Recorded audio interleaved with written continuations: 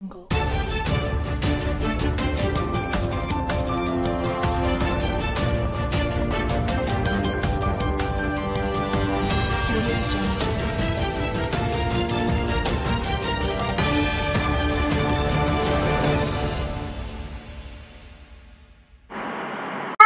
Hai semua yang ada di sana.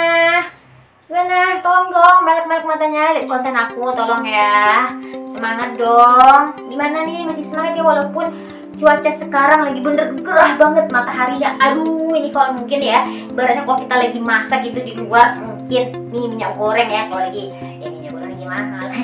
Ya kalau minyak goreng nih, kalau kita letak di luar masak, saking panasnya gitu, gerahnya cuaca hari ini, mungkin bisa masak itu tanpa api. Waduh, antara lebaynya. Pokoknya masih semangat kan? Tolong kalau yang nggak semangat bisa lambaikan tangannya ke kamera ini. Ya, kayak ikut uji nyali kali ah. Nah, penting nih buat kalian harus jaga kesehatan ya. Apalagi kita mau nyebut bulan Ramadan, jadi kalian jangan lupa untuk perbanyak minum air putih. Kalau bisa jangan air dingin ya, jangan air kulkas, air yang hangat buku atau air yang nggak panas nggak dingin gitu ya. Karena kita harus sehat ini untuk menyambut bulan Ramadan, jangan sampai sakit. Karena sesuai dengan kata bijak menurut Nafal Rafikan, 3 penting dalam hal hidup. Yang pertama, kesehatanmu, yang kedua, misimu, dan yang terakhir, orang-orang yang kamu sayangi. Nah itu dia, wah keren. Baiklah, bersama aku sendiri Mustika Sari akan menemani kalian semua beberapa menit ke depan di channel kesayangan aku, Mustika Sari Abdul Muiz. Oke, nah maaf lagi nih ya. Ya namanya kan juga konten survivor kanker, jadi bahasanya kanker mulu. Ya iyalah gitu kan, karena kan harus konsisten gitu ya. Aku kan survivor kanker, jadi ya aku bisanya mengedukasikan, menceritakan pengalaman aku, terus dari yang aku baca-baca gitu, atau sharing dari teman-teman yang sama-sama perjuangan sehat. Jadi kalian harus ketahui gitu ya, kalau kanker ini menurut WHO gitu ya pada tahun 2018 bahwa hampir 10 juta alias 9,6 juta jiwa manusia meninggal karena kanker. Ya kalian datang aja deh ke rumah sakit, kalian lihat aja poli onkologi, pasti itu ramai pasien kankernya. Jadi biar kalian tahu gitu ya, kalian edukasi. Apa sih pemicu kanker itu? Kanker itu dari mana? Tumor ganas itu dari apa? Nah pertanyaan itu kan pernah juga aku tanyakan kepada dokter onkologi aku. Ini kenapa sih kok bisa ada benjolan ya di leher aku? Kenapa gitu? Tapi dokter aku nggak jawab apa-apa gitu ya. Sebenarnya sih nggak semua dokter. Mungkin kalau dokter lain yang onkologi bisa juga. Ada juga sih yang nggak jawab, no komen, malas gitu ya kan. Sampai sekarang mungkin dia juga nggak tahu itu karena apa gitu ya. Jadi kan ini penting banget ini biar kita tahu. Nah jadi aku kalau misalnya dokter itu nggak mau menjawab pertanyaan aku, dia diam aja, ya udah aku cari-cari aja gitu ya. Nah bisa jadi penyakit kanker ini pemicunya bisa jadi dari lifestyle, gaya hidup kita gitu ya, terus makanan. Nah nih, jadi aku baca-baca gitu ya, 10 nih beberapa jenis makanan yang dapat memicu kanker. Yaitu kalau kalian baca-baca, kalian bisa juga ini ya, kalian juga bisa baca-baca di sumber infonya di Google, di Hellodoc, banyak gitu, banyak ya, lumayan kayak gitu kan. Mereka kan bukan memberi pernyataan atau maksudnya menjelaskan itu bukan hanya menurut pendapat dia ya, mereka meneliti dulu gitu. Bisa jadi loh ini makanan ini yang dapat memicu kanker. Nah ini yang aku dapatkan, oke kita baca aja ya. Makanan apa saja sih yang dapat memicu kanker? Ya kita ini kan memang ada sisa kanker dalam tubuhnya, cuma kalau yang seperti aku gitu ya, berarti sel kankernya itu udah abnormal, makanya ada timbul benjolan-benjolan gitu. Nah ini ya, makanan pemicu kanker. Yang pertama, alkohol. Nah, wah ya namanya alkohol, syukur ya alhamdulillah gitu ya. Kalau dalam agama Islam gitu ya kan, memang nggak boleh gitu ya meminum, pokoknya minum atau makan ada yang kandungan alkoholnya, itu nggak boleh kan, yang memabukkan. Nah jadi alkohol ini bisa dapat memicu kanker mulut, tenggorokan, lambung, usus hati, dan darah. Ya iyalah gitu ya, alkohol gitu ya. Apalagi kalau kita sering-sering misalnya yang orang-orang lain ya gitu ya, yang kebiasaan minum alkohol itu pastinya ya kalau udah kena lambung, tenggorokan ya itu. Jadi ini ya buat kalian ketahui, Jadi kanker itu tuh bukan hanya payudara dan rahim aja, kanker itu banyak. Ada kanker kulit gitu, kanker mulut, kanker tenggorokan, kanker usus gitu. Banyak gitu. Semuanya bisa jadi kanker gitu ya. Kayak aku nih kan kanker tiroid, itu kanker juga. Jadi nggak semua, misalnya kalau kalian ada sakit-sakit benjolan atau apa itu dinyatakan itu namanya kanker, misalnya di benjolan. Belum tentu. Yang jelas sebelumnya kan kalau ada benjol-benjol itu pasti dinyatakan namanya tumor gitu ya. Nah tumor itu dibagi nanti, ada tumor jinak dan tumor ganas. Nah tumor ganas itu termasuk ke dalam golongan kanker gitu. Kalau pakai stadium-stadiumnya aku juga nggak paham ya. Yang jelas kalau aku nggak ada stadiumnya gitu. Cuma dibilang kanker tiroid. Oke, yang kedua, makanan kaleng. Ini dia ya, makanan yang dapat pemicu kanker. Aduh, makanan kaleng itu biasanya seperti sarden gitu. Siapa sih nggak suka sarden? Aku suka banget sama sarden. Tapi aku berkurang karena kemarin waktu kasusnya ada cacingnya itu ya. Aku udah kurang gitu. Jadi kalau aku lebih baik aku makan ini kan sarden Yamin ya, yang homemade. Sekarang kan udah banyak nih orang-orang buat sarden homemade kan, udah mendingan itu. Memang sih rasanya beda, nggak seenak dengan yang bermerek itu gitu. Tapi ya wajar dong, itu bisa menyebabkan kanker karena itu kan diawetkan. Nah, jadi ternyata ada yang aku baca bahwa di dalam makanan kaleng itu terdapat bahan kimia yang digunakan untuk membuat plastik. Naudzubillah. Nah, itu dia bisa dapat memicukan kanker payudara dan prostat. Bahaya. Jadi kalau misalnya kalian yang hobi makan ikan, pokoknya ikan sarden, terus makanan kaleng seperti buah kaleng gitu ya, aku juga dulu suka favorit kali itu. Kalau yang dari luar itu ya enak banget itu buah kalengnya, segar. Apalagi kalau cuaca panas kayak gini ya, segar banget.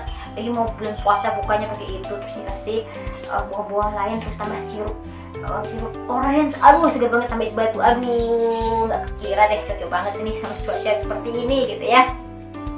Nah jadi kalau misalnya kalian terbiasa dengan makanan kalian, coba deh dikurang-kurangin dulu ya, kurang-kurangin. Oke, kalau pertama dikurang-kurangin dulu, nanti lama-lama udah terbiasa untuk menghindari makanan seperti itu. Yang ketiga, makanan dengan kadar garam tinggi. Ya namanya sesuatu yang berlebihan itu ya nggak baik ya kan. Kalau makan garam itu sesuainya aja gitu. Jangan terlalu sering makanan yang asin-asinnya, itu berbahaya juga, yang pastinya bisa menyebabkan hipertensi ya, kita tahu.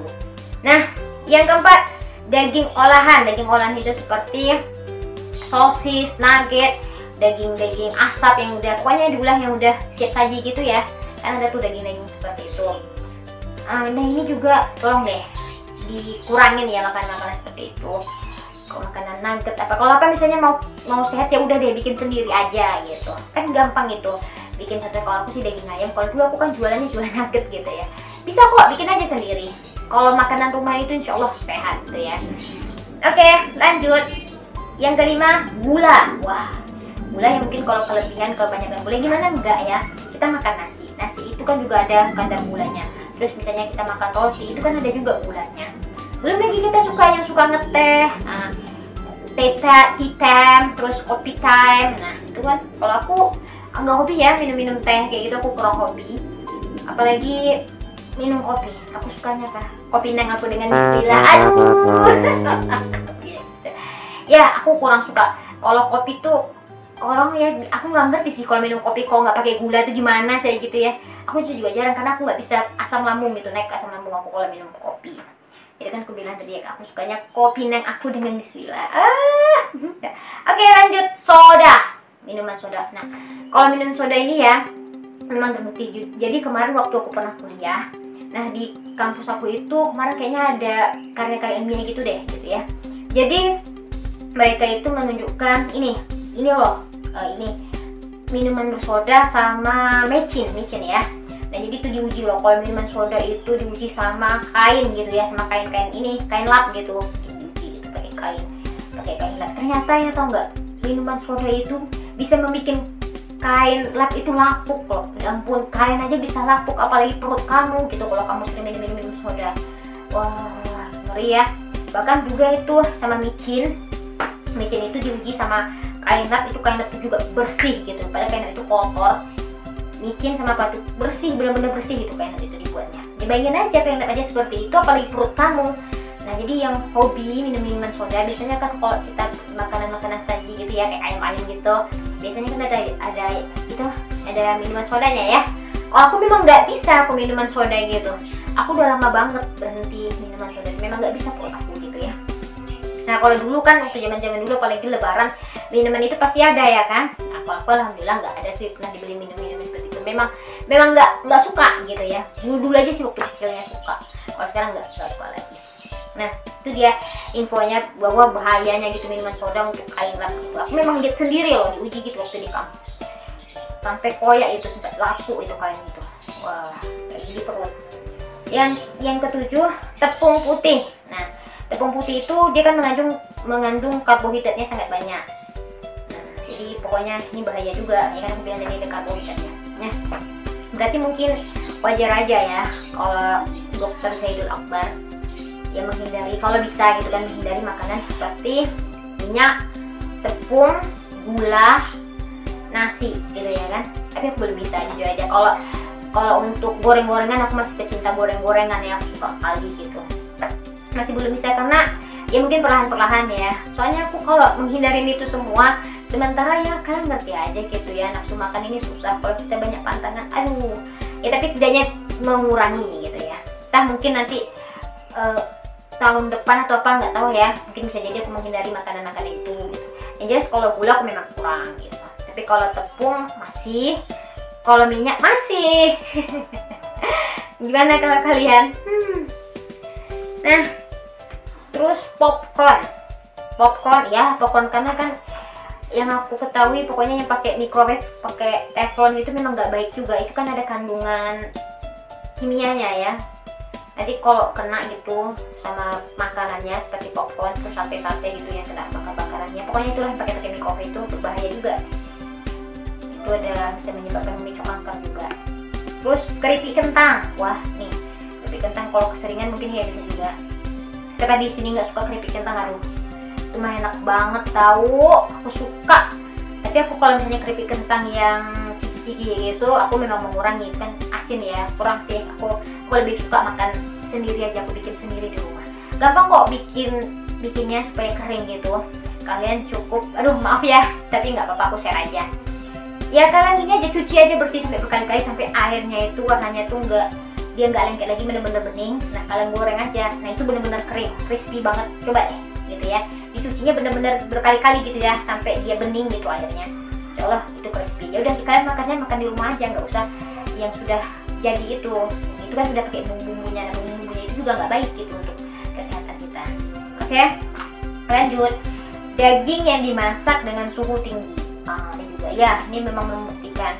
Apalagi kan sekarang orang kan banyak mengalih nih karena nggak pakai minyak goreng, jadi pakai ada fryer apa sih namanya gitu, itu kan tanpa minyak tuh, menggoreng tanpa minyak. Nah itu kan suhunya tinggi banget tuh. Nah itu berbahaya, benar, itu udah memang diuji memang berbahaya itu. Kalau kita sering-sering mengkonsumsi masakan yang tanpa minyak dengan menggunakan itu kan suhunya benar-benar tinggi, itu juga berbahaya, itu memicu kanker. Soalnya aku nonton di TV gitu kan, karena diuji, ada menurut ahli pengujinya gitu, memang iya itu berbahaya. Oke, daging merah. Nah daging merah ini tergantung ya, maksudnya ya pastinya kalau menyebabkan kanker itu kalau daging mentah kali ya, yang nggak dimasak sempurna gitu. Kalau bahasa kalau di stick itu, kalau yang benar-benar masaknya itu kan well done ya, yang betul dia ada apa satu lagi tuh, rare kayak gitu kan, dia ada yang medium gitu. Nah sebaiknya kalau kalian misalnya makan daging merah gitu yang benar-benar matang gitu, jangan yang setengah matang gitu ya, karena kan bisa jadi itu nggak bersih, nanti virusnya apa namanya ya, virus atau kumannya nggak mati. Nah itu bisa jadi masuk ke dalam mulut, ke mulut tubuh, ya jadilah penyakit. Oke, yang terakhir makanan cepat saji. Nah sekarang ini banyak banget makanan cepat saji ya kan, menggoda apa aja sih ya, kayak itu, nah kayak pizza, terus ya itulah pokoknya makanan cepat. Jadi kita langsung ke sana, nggak lama nunggu gitu, makanan cepat saji itu kan, itu juga sangat berbahaya. Itu kan instan gitu ya, mie instan juga, tolong deh dihindari. Nah itulah dia makanan yang dapat memicu kanker. Ya kalau menurut kalian misalnya nanti aku bilang banyak kali lah pantangannya seperti ini, nanti terus mau makan apa, ya nggak apa-apa, kalian mau makan aja gitu, aku nggak ngarang, terserah ya, tapi jangan berlebihan. Nih tambah lagi kan kita nih yang umat Islam nih, kita kan mau puasa ya. Nah jadi itulah pentingnya puasa. Jadi kita alhamdulillah bisa bertemu lagi, mudah-mudahan bertemu ya sampai selesai bulan puasa. Jadi kita dengan puasa itu dapat mendetoks racun-racun. Jadi nih kita nih semuanya apa yang kita makan kita masuk aja dalam mulut. Jadi dengan berpuasa itu kita dapat mendetoks racun-racun yang ada dalam tubuh, insya Allah. Pokoknya ya makan itu seadanya, jangan terlalu berlebihan. Kalau memang benar-benar pengen makan aja gitu, tapi jangan terlalu sering. Nah, kebanyakan aja puasa gitu ya, mumpung lagi sehat. Puasa itu sehat kok gitu. Pokoknya mumpung lagi sehat. Nanti kalau udah sakit kayak aku kayak gini, susah loh kalian puasa gitu. Jadi kalau misalnya kalian yang belum kena sakit ya usahakanlah gitu ada puasa sunatnya, atau tidak kalau perempuan yang ganti puasa gitu. Sering-sering aja, karena puasa itu benar-benar sehat gitu, mendetoks, membersihkan racun-racun yang ada dalam tubuh kita. Oke, mudah-mudahan bermanfaat ya buat kalian. Pokoknya aku hanya bisa memberikan edukasi apa yang aku tahu, apa yang aku baca, apa yang aku dapat dari teman-teman seperjuangan. Jadi aku share ke sini karena kan konten aku ini karena aku sebagai survivor kanker, jadi memberikan edukasi buat kalian semua. Nah, ini ya, tentunya pasti inti dari kesehatan itu adalah kebahagiaan. Kenapa? Karena kebahagiaan itu adalah bentuk tertinggi dari kesehatan menurut Tadilama. Oke, cukup sampai di sini konten kita hari ini. Semoga bermanfaat dan aku Mustika Sari akan mengakhiri dengan wabillahi taufiq wa hidayah. Assalamualaikum warahmatullahi wabarakatuh.